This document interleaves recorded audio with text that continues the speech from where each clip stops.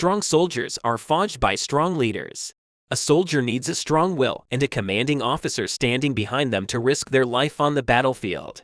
No attack can effectively break their will when an army becomes united under the leadership of a strong commander. We witness this noble effort in the Ukrainian army. Conversely, the Russian army exhibits divided leadership and a body of aimless, witless soldiers. The Russian army consists of Putin's elite soldiers, Kadyrov's pro-Russian Chechen fighters, and Prigozhin's Wagner group mercenaries. The fact that the Russian army has such a diverse structure creates a crisis. We observe a significant disagreement among these groups within the Russian army. The presence of different ethnic structures in the army places Vladimir Putin in a difficult position. Each ethnic group having its own leader results in a fragmented command structure within the army. Prigozhin and Kadyrov, in their attempts to win Putin's favor, end up pitting themselves against their own soldiers, especially during the Russian army's heavy defeats. The differences of opinion between Russian generals Kadyrov and Prigozhin also have a significant impact. This situation affects all units of the Russian army. Soldiers are no longer loyal to their commander and consider surrendering to the Ukrainian army as the most logical option to save their lives. Consequently, we have witnessed thousands of Russian soldiers surrendering to Ukraine. However, it had not been previously disclosed that Kadyrov's pro-Russian Chechen soldiers had surrendered to the Ukrainian army. According to statements from the Ukrainian General Staff and the Kadyrov administration in Chechnya, it has been confirmed that pro-Russian Chechen soldiers were captured by the Ukrainian army. The capture of Chechen soldiers by Ukraine enraged Ramzan Kadyrov. Major Ahmed Dadov stated that Chechen troops were captured on December 14th. Negotiations were held between Chechnya and Ukraine for the exchange of prisoners. Magam Dadov emphasized the importance of secrecy in the negotiations for the release of the prisoners. Durov stated that these negotiations were kept confidential to prevent interference from their enemies. According to the Russian state news agency TASS, a group of Chechen soldiers was welcomed by relatives and government officials in Grozny, the capital of the southern Russian Republic, following a prisoner exchange with Ukrainian prisoners of war. The soldiers were part of a prisoner of war exchange in which the private military company Wagner Group handed over 130 Ukrainian soldiers. However, in a telegram post, Ramzan Kadyrov stated that he was not among those who welcomed the returnees and expressed his anger over the capture of Chechen soldiers by Ukraine. Kadyrov refused to meet with his soldiers captured by the Ukrainian forces. In his telegram post, Kadyrov wrote that a Chechen fighter had to prove that they had no choice but to be captured. According to Kadyrov, it is a matter of honor for a soldier to demonstrate that they did not flee from the war. Kadyrov cited the example of Kyrgyz Muzikanova, a Chechen soldier wounded in the conflict and captured by Ukraine. After Tsukhanov returned, he had recovered enough to rejoin the BAKHMUT Special Forces, Kadyrov's units fighting for Moscow in Ukraine. In short, Kadyrov used the example of the Kyrgyz warrior to convey that captivity is not necessarily a negative thing. However, according to the Chechen leader, soldiers who escape from captivity must somehow prove themselves. Now let us focus on the latest developments between Putin and Kadyrov. Russian President Vladimir Putin met with Ahmed Kadyrov, the 17-year-old son of controversial Chechen leader Ramzan Kadyrov, in March. Many interpreted this as a sign of an imminent power transition in the southern Russian Republic. Rumors about the Chechen leader's serious kidney problems further fueled this perception. However, upon closer examination of the situation in Chechnya, there is no reason to anticipate such a profound change. The claim that Kadyrov is in poor health originates from his migrant rival, Akhmed Zakayev, who is not a reliable source. No other source has confirmed this information. Given the dire human rights situation, there are no indications that Kadyrov's political trajectory will shift course. Even the most gruesome developments have now become commonplace in Chechnya, and the situation there appears stable. While the Chechen government remains centered around its leader, its economic model still reflects the early 2000s. The region relies heavily on a massive embezzlement scheme established by separatists after two brutal wars against the federal center. Following the Second Chechen War, Chechen authorities reconstructed the area primarily using funds collected from local businesses or deducted from government employee salaries. They then presented Moscow with highly inflated reconstruction costs. Although the Russian Ministry of Finance was aware of the fraud and allocated lower amounts than requested, the final payment still exceeded the actual costs, which satisfied all parties involved. A few years ago, Russian Finance Minister Anton Silvanov openly acknowledged that Chechnya receives different financial treatment compared to other regions. The federal government allocates funds to Chechnya based on the republic's expenditures. As a result, some experts estimate that over 80% of Chechen spending is subsidized by Moscow. Regardless, Kadyrov no longer publicly reproaches federal agencies for insufficient subsidies, as he did 5 years ago. In practice, nothing has changed. However, Chechnya no longer faces accusations of being excessively financed compared to other regions in the Caucasus. Moscow has long sought to present Chechnya as a regular Russian region and is actively working toward that goal. The composition of the Chechen ruling elite has also remained unchanged. It primarily consists of Chechen war veterans who, over time, followed BAKHMUT Kadyrov, Ramzan's father and predecessor, and switched allegiance to Moscow. As they have very little to lose, Ramzan Kadyrov is the only person they can benefit from.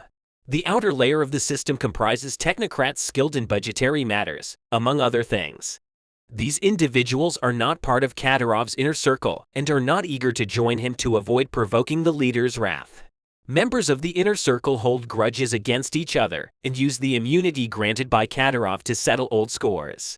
This internal conflict likely led to the recent assassination attempt on Abdialadinov, the Chechen military commander currently fighting in the Donbass. Whoever gains control over the existing power structure in Chechnya will face the decision of either adapting or reforming it according to their own needs. However, currently, there is no one capable of doing both, and it is unlikely that Moscow would want to disrupt a functioning system, especially during its conflict with Ukraine when the future remains uncertain. In summary, Kadyrov has no reason to step down, and the Kremlin has no reason to replace him. When considering the reasons for Putin's personal meeting with Kadyrov's teenage son, it is worth remembering that Kadyrov's father, Ahmed, insisted on meeting Putin directly when he pledged loyalty to Moscow. This was the price the Kremlin paid to secure the Kadyrov's allegiance. The same formula remained in effect when Ramzan Kadyrov came to power in 2004 following his father's assassination. Kadyrov's status is no longer unique. However, the Chechen leader views his exceptional relationship with the Kremlin as a symbol of his family and must maintain the image of privileged status. Kadyrov is content with this symbolic presence and does not harbor the far-reaching ambitions that his speeches sometimes imply. He is only focused on safeguarding his territory because he knows his political life would be short-lived without Putin's support. Kadyrov is very open about describing himself as Putin's infantryman and a war commander. On numerous occasions, Ramzan Kadyrov has proven to be indispensable in President Putin's wars, including conflicts outside Chechnya. For instance, the Eastern Battalion played a crucial role in the 2008 war with Georgia, as well as in the occupation of Crimea, Donbass, and Ukraine. Kadyrov has consistently demonstrated unwavering loyalty to the Russian leader, always ready to fight wherever and whenever the Kremlin requires. In summary, the role of the Chechen leader in the Ukraine war is undeniable. Vladimir Putin is compensating for his losses in the Ukraine war by deploying Chechen soldiers. It is believed that Ramzan Kadyrov has around 10,000 soldiers in Ukraine who are fighting alongside Russian troops on the front lines. However, the cosmopolitan nature of the Russian army occasionally poses difficulties. Vladimir Putin has no choice but to rely on ethnic fighters. Kadyrov was referred to as Putin's never-begotten son for his devotion to the Kremlin leader. In fact, because of his struggle and support in Ukraine, Vladimir Putin gave Ramzan Kadyrov the rank of lieutenant general. However, the Chechen group, which could not perform as expected against the Ukrainians on the battlefield, blamed the Russian army for this. The leader of the Chechnya Autonomous Administration of Russia, Ramzan Kadyrov, first criticized the Russian army, saying that I do not work in the Ministry of Defense and am not a strategist, but I can see the errors here. He openly criticized Russia, saying that they made a mistake. He then refused to meet with his soldiers captured by Ukrainian forces, saying that a Chechen soldier should have no reason to be captured after a prisoner exchange with the Ukrainian POWs. 5 Chechen soldiers were welcomed by their relatives and government officials in Grozny, the capital of the southern Russian Republic. The head of the Chechnya parliament, Wagner Kadyrov, said that the Chechen troops were captured on December 14th and the negotiations for their release were kept secret. However, Kadyrov said that he was not among those who welcomed the returnees, writing that a Chechen warrior had to prove that he had no choice but to be captured. Returning to the front line, he asked them to prove it and show that a soldier did not flee from battle, that they were not afraid of confrontation, and that they were not intimidated. Kadyrov is probably using prisoners of war to bolster his own reputation as a skilled and ruthless Sylvite. On the other hand, the Chechen leader loyal to Vladimir Putin criticized the Russian army, stating that before his capture, his soldiers reported that their ammunition was running low. We can say that the leader of Chechnya, Ramzan Kadyrov, has admitted failure, who stated that things are not going well for Russia due to the lack of basic military logistics. In fact, Kadyrov, who frequently criticized the Russian commanders for some failures, underlined that more drastic measures should be taken. The Chechen leader is worried. He stocked up on Kiev's ammunition and strengthened his army while the Russian forces were depleted by their continued offensive. While Ukraine continues to resist the Russian forces, it is clear that the Ukrainian army will launch a counterattack in the near future. On the other hand, military analysts predict that Ukraine, which inflicted heavy defeats on the Russian army in the capital Kiev, Kharkiv and Kherson last year, has now the opportunity to deal a bigger blow to the other side. Analysts also point out that there is a sure time for this. Experts point out that the recently enlisted Russian forces are depleted due to their lack of training, unwillingness to fight, and attacks, but emphasized that Kiev stocks up on ammunition and strengthens its army by acquiring long-range cannons and battle tanks from the West. In the evaluations, when Ukraine will get this chance again, it's evaluated in the direction of now or never. It's thought that the weapons promised by the West are delivered to the Ukrainian troops, but action will be taken when intelligence and logistics are aligned with each other. While Zaporizhia and Kherson are thought to be the main targets of the Ukrainian army, the capture of these areas could cut off Russia's connection with the Crimean Peninsula. If the Ukrainian army manages to push back the Russian forces, is from the fortified positions. It's stated that in the next stage, long-range artillery from the west will play a key role all over Kiev, seek to replace the losses suffered in the 40-month war, and create new force for the offensive. Kiev does not want to leave this opportunity to chance. Kiev does not share data on troop numbers, but Yevgeny Prigozhin, head of Wagner, Russia's mercenary group, warned that Moscow should prepare to confront a Ukrainian force of 200,000 to 400,000 troops in this direction if everything goes as planned. It seems more and more likely that Vladimir Putin will move towards an historic defeat. The concerns of Wagner and Kadyrov, Russia's staunch supporters like Russian President Vladimir Putin, are not unfounded. Finally, Yevgeny Prigozhin, the leader of the Russian mercenary company Wagner Group, called on the Kremlin to end the Ukrainian war. Ukrainian soldiers are digging trenches in the area about a kilometer from the front as part of a possible withdrawal strategy. The fact that they could inflict too many losses before the Great Offensive has increased the concerns. Ukrainian defenders repelled more than 50 enemy attacks, most recently in the sectors of Kupiansk-Lyman, BAKHMUT, Avdiivka and Marinka. It weakens the Russian army more and more with each passing day with its missile and rocket attacks. Ukrainian drones threw a grenade at an electrical transformer in the Belgorod region. WAVs of Ukraine are constantly being developed, and in the future, such attacks will increase even more. Experts noted that Ukrainian drones use various types of ammunition, including F1 fragmentation grenades, high-explosive anti-tank grenades, and improvised explosive devices. However, Kiev has significant efforts towards the development of unmanned vehicles in this direction. Russia has also focused on the importance of creating a line of defense, including air defense systems and electronic warfare stations, in order to provide reliable protection against possible attacks using unmanned aerial vehicles. In addition, Slovakia's handover of all MiG-29 warplanes to Ukraine currently makes it difficult for Russia to deal with all of this. Russian intelligence service officials found that Russian General Sergei Surovikin, who was dismissed by Vladimir Putin, met with senior U.S. officials. Surovikin, who was appointed as the Russian army commander by Putin in the past months, was dismissed again in a short time. The Russian government did not make any statement about why Surovikin was dismissed, but the statement made by the Russian intelligence service It was learned that Surovikin held a meeting with U.S. officials and leaked information to the Ukrainian government. Sergei Surovikin, known as a general with a criminal record, has been tried many times for war crimes and treason allegations against Russia. But when these accusations could not be proven, all cases were dropped.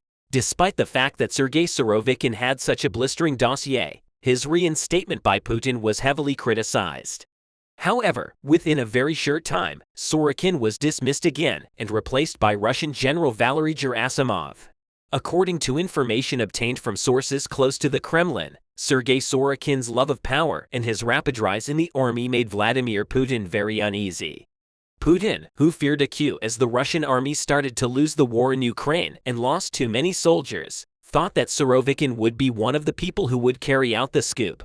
For this reason, it is said that Strauss-Kahn was dismissed before he became more powerful in the army. Now, the statements made by the Russian intelligence service showed that these allegations about Surovikin were true. It was revealed that Surovikin, who visited the U.S. territory with a private plane from Russia's Sochi airport in the past months, met with senior officials from the Pentagon here. Russian General Sergei Surovikin started to organize airstrikes against the capital Kiev, shortly after he was appointed as the commander of the Russian army. Surovikin, who ordered airstrikes on many residential areas in Ukraine, drew harsh reactions from the US and European countries with the warnings of the US. General Surovikin stopped organizing airstrikes against residential areas. However, Surovikin's withdrawal after the US warning surprised everyone. Throwaway action also surprised Russian government officials, and allegations of double-dealing against Surovikin began to circulate.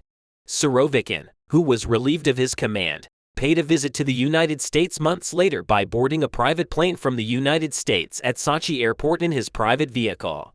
During this visit, Surovikin was found to have met with some U.S. officials, and his bank accounts began to be examined.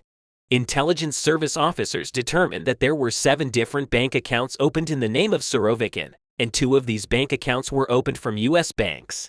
In addition, large amounts of money were regularly transferred to these bank accounts every month. When it was determined that the money transfers originated from the U.S., the allegations that Surovikin might be in cooperation with the U.S. increased even more. Weeks after this incident, it was learned that Surovikin had leaked information to the U.S. government. Russian General Surovikin was leaking important military inventories such as equipment, weapons, and armored vehicles in the Russian army inventory to the U.S. government. Most importantly, the location of the 8 air defense systems deployed by the Russian army on Ukrainian territory were also reported to the U.S. The fact that Surovikin, who was found to have leaked all confidential information about the Russian military, has been living outside Russian borders for a long time, has further strengthened these findings. Making a press statement recently, Russian Foreign Minister Sergei Lavrov, without naming names, stated that they have determined that some senior officials in the Russian government have leaked information to foreign intelligence agencies. Minister Lavrov implicitly stated that this person had previously served as a senior official in the Russian army, and it was very clear that this person was Russian General Sergei Surovikin. Shortly after Minister Lavrov's statement, it was learned that through information obtained from sources close to the Kremlin that the official accused of treason was Russian General Sergei Surovikin. The reason why the Russian government did not give a name on this issue is thought to be that Sergei Surovikin is expected to return to the country again. The dismissal of Russian General Sergei Surovikin, who was appointed by Putin and then dismissed again shortly afterwards, attracted a lot of attention. Surovikin's dismissal was thought to be due to Putin's paranoia. Sergei Surovikin's rapid rise to power had begun to pose a major threat to Putin's authority. After being appointed as the army commander, Russian General Surovikin created special units and deployed them on Ukrainian territory. Surovikin gathered most of the soldiers he had previously served with in Syria and formed a special unit. He assigned these soldiers, whom he trusted to be at the front lines of the front line on Ukrainian soil. The fact that Surovikin launched many attacks on Ukrainian territory as soon as he took office motivated the Russian soldiers. The Russian army, which had been waiting passively for a long time, felt that they needed such a general. This led to Surovikin being more respected by the Russian soldiers. However, the fact that Surovikin dominated the army in a short period of time and that Vladimir Putin's command was no longer needed was a major threat to the Putin regime at that time as the people began to rise up. Vladimir Putin was very afraid of a coup attempt and started to take measures to prevent such a thing from happening. The first thing Putin did was to increase the number of Russian National Guard soldiers and to increase their headquarters. Rosgvardia headquarters, known as the Russian National Guard, were established in many cities in Russia. At the same time, Putin, who wanted to prevent protests within Russia's borders, gave full authority to the Russian security forces. If Russian citizens took to the streets and organized anti-war protests, Russian police were authorized to detain or arrest them. At the same time, Russia's national TV channels were banned from broadcasting any anti-war news that denigrated the Russian military. In addition, independent online journalism websites operating in Russia were banned since the beginning of the war. More than 200,000 websites have been blocked in Russia. In addition, the VPN application used to access banned websites is also banned in Russia. The biggest move of Putin, who started to increase security measures rapidly, was to dismiss the names he deemed as a threat to him. Thus, Russian General Sergei Surovikin was dismissed a few months after his appointment and replaced by Valery Gerasimov, the Russian chief of staff, and named Putin trusted. However, after the appointment of Valery Gerasimov, the Russian army lost a great deal of power. Although this has nothing to do with Gerasimov, it is a well-known fact that Vladimir Putin has never taken responsibility. Since the beginning of the war, Vladimir Putin has never accepted responsibility for the losses of the Russian army on Ukrainian soil. For this reason, the Russian government does not disclose the inventories lost by the Russian army in the war and the number of soldiers who lost their lives. Putin says that this is a state secret and fears that if the Russian people learn this data, they will start a major revolt. The Ukrainian government, on the other hand, continues to release updated data on the war on a regular monthly basis. However, the Russian government denies these data released by Ukraine. Many more analysts say that if the Russian army continues to suffer so many casualties in Ukraine, Russia's occupation of Ukraine will end and the Russian army will be forced to withdraw. Putin, for his part, continues to try to recruit more soldiers for the Russian army. Towards the middle of the war, Putin even sent prisoners from Russian prisons to fight in Ukraine. But he's still having difficulties in recruiting more soldiers. You can see this tent set up in many cities in Russia to find volunteer soldiers.